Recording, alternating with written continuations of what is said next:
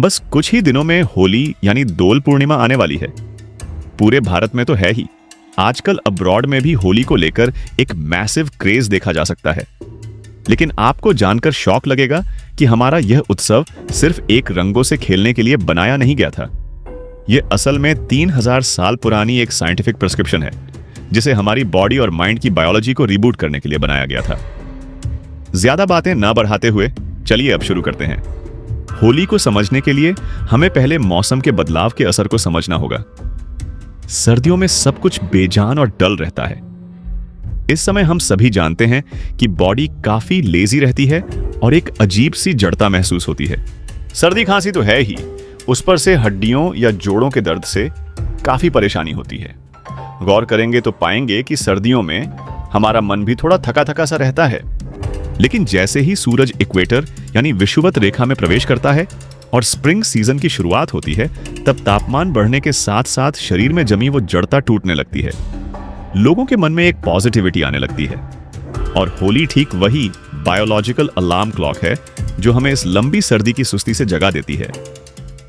पुराणों में उल्लेख है कि भक्त प्रहलाद को जलाकर मारने के लिए उनकी बुआ होलिका उन्हें अपनी गोद में लेकर जलती हुई चिता पर बैठ गई थी। लेकिन प्रहलाद को कुछ नहीं हुआ और होलिका खुद उस आग में भस्म हो गई। हालांकि यह कहानी सिर्फ बुराई पर अच्छाई की जीत के बारे में नहीं है। यह असल में एनवायरनमेंट को डिसइंफेक्ट करने का एक बहुत बड़ा प्रोसेस है। सीजन चेंज के इस समय हवा में बैक्टीरिया और वायरस का खतरा काफी बढ़ जाता है। प्राचीन विज्ञान में इस विशाल अग्निकुंड को जलाने का नियम था ताकि हाई टेम्परेचर की वजह से आसपास की हवा के हानिकारक कीटाणु नष्ट हो सकें। इसके अलावा जब लोग इस आग के चारों ओर परिक्रमा करते हैं तो वह गर्मी शरीर पर थर्मल थेरेपी की तरह काम करती है। यह शरीर से एक्सेस म्यूकस को बाहर निकाल देती है और आग की गर्मी से हड्डियों का दर्द कम होता है, जो हमारी बॉडी के लिए बहुत बेनिफिशियल है। इसके बाद आता है रंगों का खेल। हिस्टोरिकली ये रंग कोई हार्मफुल केमिकल पाउडर नहीं थे। यह एक ट्रांसडर्मल मेडिसिन या त्वचा के जरिए दवाई लेने का एक प्राचीन तरीका था। पुराने समय में होली के रंग पूरी तरह से हर्बल इंग्रेडिएंट से बनाए जाते थे, जैसे हल्दी जो कि इम्यूनिटी को बढ़ाता है, पलाश या शिमुल के फूल जो ब्लड प्यूरिफाई करते हैं और बॉडी टेम्परेचर को कंट्रोल करते हैं, और नीम के पत्ते जिनमें स्ट्रॉन्ग एंटीबैक्टीरियल प्रॉपर्टीज होती हैं। हमारी स्किन शरीर का सबसे बड़ा ऑर्गन है। जब हम ये रंग लगाते थे तो स्किन एक स्पॉन्ज की तरह उन दवाइयों को अब्सॉर्ब कर लेती थी, जो सीजनल चेंज के इस समय हमारी इम्यूनिटी को कई गुना बढ़ा देता था। लेकिन यह उपचार केवल शरीर के बाहरी हिस्से तक ही सीमित नहीं है। इसका एक गहरा साइकोलॉजिकल एंगल भी है। सर्दियों की लंबी डल और धुंधले आकाश इंसानी मन में एक प्रकार का अवसाद पैदा करते हैं, जिसे हम सीजनल डिप्रेशन कहते हैं। ठीक उसी समय इन ब्राइट कलर्स का अचानक बिखराव हमारे नर्वस सिस्टम को एक तरह से शॉक देता है। साइंस में इसे क्रोमोथेरेपी यानी कलर थेरेपी कहा जाता है। इन ब्राइट कलर्स को देखते ही हमारे मस्तिष्क में डोपामिन और सेरोटोनिन रिलीज होता है, जो तुरंत मन को तरोताजा कर देता है।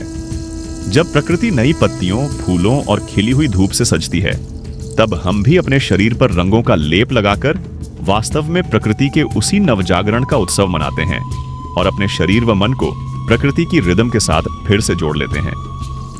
पौराणिक कथाओं के अनुसार इसी दोल पूर्णिमा के तिथि में महादेव ने अपना तीसरा नेत्र खोलकर कामदेव को भस्म कर दिया था।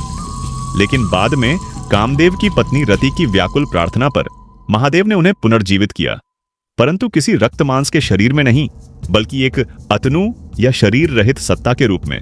वसंत वह समय है जब कामदेव जागृत होते हैं। हालांकि कामदेव का अर्थ केवल रोमांस नहीं है, वे वास्तव में जीवन के स्पंदन, रचनात्मकता और आकर्षण के प्रतीक हैं। आप गौर करेंगे कि विंटर सीजन के जाने के बाद जब वसंत आता है, तब प्रकृति के हर कोने में एक नए प्राणों का संचार दिखाई देता है। जंगल के पशु पक्षी इसी समय अपना साथी चुनते हैं और प्रजनन शुरू करते हैं।